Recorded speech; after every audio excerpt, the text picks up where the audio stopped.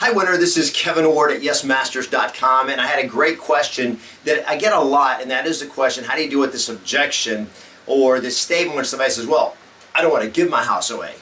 And that's a very common objection when you're talking to first-time owners or expireds, or you're talking to somebody that's tried to sell it, or you're just talking about a price that they don't want to do. So what's the lowest price you would take? Well, I don't want to give my house away.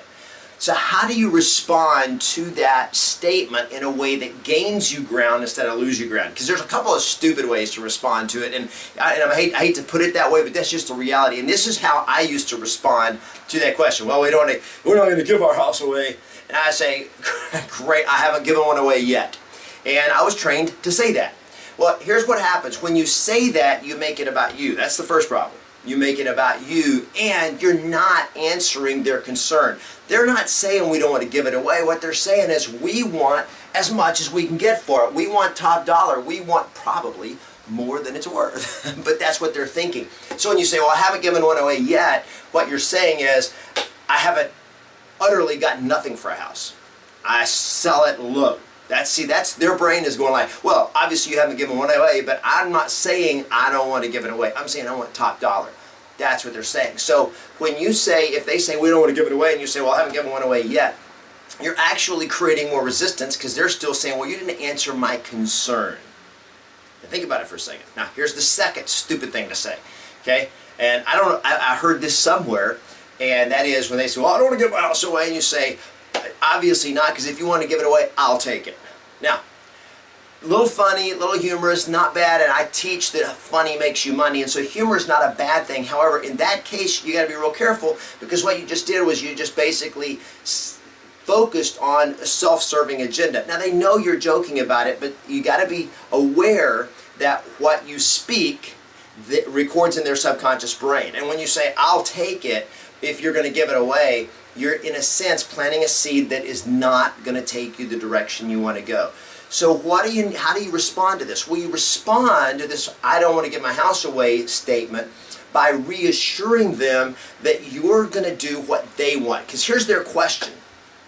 Are you the best agent to get me the best result? Will you protect my equity? Will you help me get top dollar? Because that's what I want. Now, what their idea of top dollar is and what the reality of top dollar is may not be the same, but the bottom line is their question is, are you looking out for my best interest, or are you just trying to get a listing or just trying to get a sale?